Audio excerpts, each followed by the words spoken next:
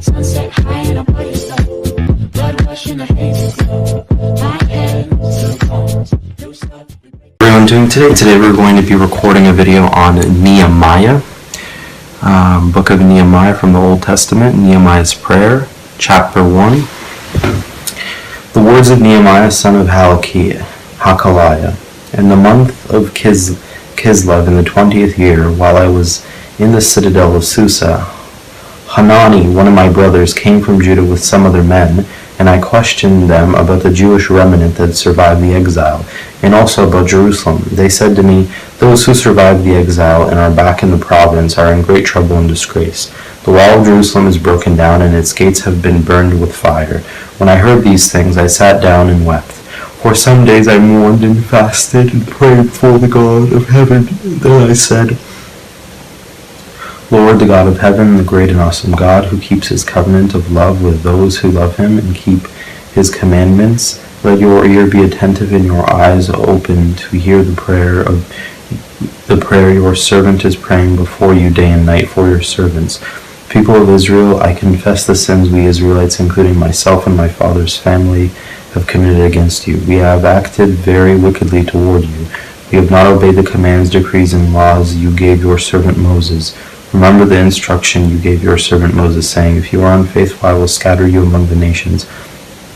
But if you return to me and obey my commands, then if your exiled people are at the farthest horizon, I will gather them from there and bring them to the place I have chosen as a dwelling for my name. They are your servants and your people, whom you redeemed by your great strength and your mighty hand. Lord, let your ear be attentive to the prayer of this your servant and to the prayer of your servants who delight in revering your name. Give your servant success today by granting him favor in the presence of this man." I was cupbearer to the king. Artaxerxes sends Nehemiah to Jerusalem, chapter 2. In the month of Nisan, in the 20th year of King Artaxerxes, then wine was brought for him. I took the wine and gave it to the king. I had not been sad in his presence before. So the king asked me, "Why does your face look so sad when you are not ill? This can be nothing but sadness of heart." I was very much afraid, but I said to the king, "May the king live forever. Why should my face not look sad when the city where my ancestors are buried lies in ruins, and its gates have been destroyed by fire?" The king said to me, "What is it you want?" Then I prayed to the God of heaven, and I answered the king, "If it pleases the king, and if your servant has found favor in his sight, let him send me to the city in Judah where my ancestors are buried so that I can rebuild it." Then the king, with the queen sitting beside him, asked me, "How long will your journey take, and when will you get it back?" It pleased the king to send me, so I set a time. I also said to him, "If it pleases the king, may I have letters to the governors of Trans-Euphrates so that they will provide me safe conduct until I arrive in Judah? And may I have a letter to Asaph, keeper of the royal park, so he will give me timber to make beams for the gates of the citadel by the temple, and for the city wall, and for the residence I will occupy." And because the gracious hand of my God was on me, the king granted my requests. So I went to the governors of Trans-Euphrates and gave them the king's letters. The king had also sent army officers and cavalry with me.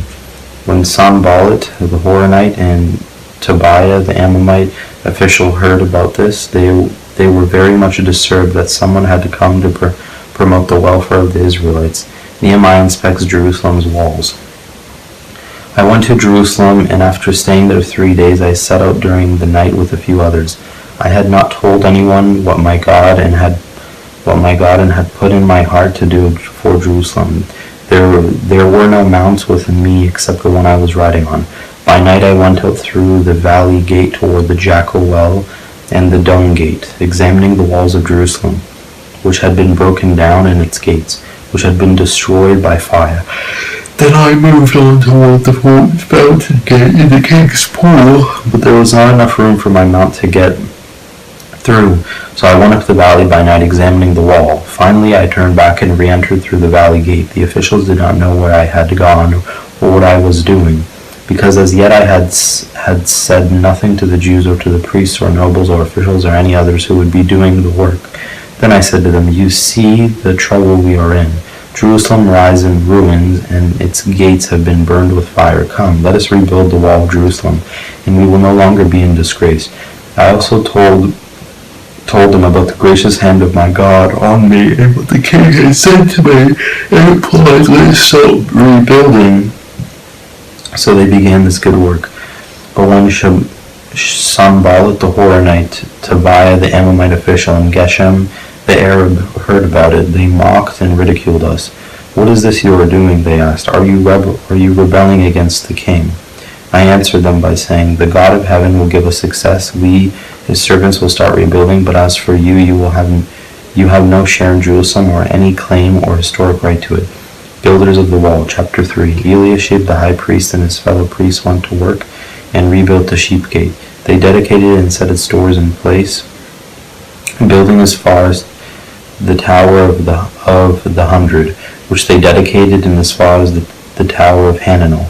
The men of Jericho built the adjoining section, and Zachar, son of Imri, built next to them. The fish gate was rebuilt by the sons of Hassanah. They laid its beams and put its doors and bolts and bars in place.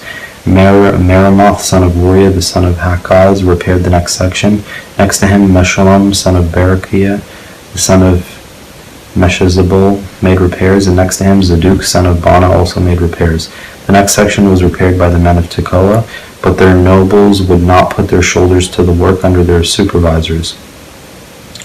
The Jeshanah gate was repaired by Joiada, son of Pasea, and Meshullam, son of Besoiada. They laid its beams and put its doors with their bolts and bars in place. Next to them, repairs were made by men from Gibeon and Mizpah, Melatiah of Gibeon, and Jadon of Meronoth, places under the authority of the governor of Trans-Euphrates. Uzziel, son of Harhariah, one of the goldsmiths, repaired the next section, and Hahaniah, one of the perfume makers, made repairs next to that. They restored Jerusalem as far as the broad wall. Raphiah, son of Hur, ruler of a half-district of Jerusalem, repaired the next section. Adjoining this, Jediah, son of Harumaph, made repairs opposite his house, and Hattush, son of Hashabiniah, made repairs next to him. Malchijah, son of Harim, and Hashub, son of Pahath Moab, repaired another section and the Tower of the Ovens. Shallum, son of Haloesh, ruler of a half-district of Jerusalem, repaired the next section with the help of his daughters. The valley gate was repaired by Hanun, and the residence by Zanoah. They rebuilt it and put its doors with their bolts and bars in place. They also repaired 1,000 cubits of the wall as far as the dung gate. The dung gate was repaired by Malchijah, son of Rekal, ruler of the district of Beth Hakarim. He rebuilt it and put its doors with their bolts and bars in place. The fountain gate was repaired by Shalom, son of Kol-Hoseh, ruler of the district of Mizpah. He rebuilt it, roofing it over and putting its doors and bolts and bars in place. He also repaired the wall of the pool of Siloam by the king's garden, as far as the steps going down from the city of David. Beyond him, Nehemiah, son of Ezbuk, ruler of a half-district of Beth-zur, made repairs up to a point opposite the tombs of David, as far as the artificial pool and the house of the heroes. Next to him, the repairs were made by the Levites under Rehum, son of Bani. Beside him, Hashabiah, ruler of the district of Kalilah, carried out repairs for his district. Next to him, the repairs were made by their fellow Levites under Benui, son of Henadad, ruler of the other half district of Kalilah. Next to him, Ezer, son of Jeshua, ruler of Mizpah, repaired another section from a point facing the ascent to the armory as far as the angle of the wall. Next to him, Baruch, son of Zabai, zealously repaired another section from the angle to the entrance of the house. Eliashib, the high priest, next to him.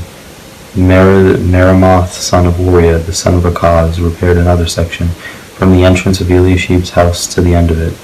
The repairs next to him were made by the priests from the surrounding region. Beyond them, Benjamin and Hashub made repairs in front of their house, and next to them, Azariah, son of Maaseiah, son of Ananiah, made repairs beside his house. Next to him, Benoi, son of Henadad repaired another section from Azariah's house to the angle in the corner, and Palal son of Uzai worked opposite the angle.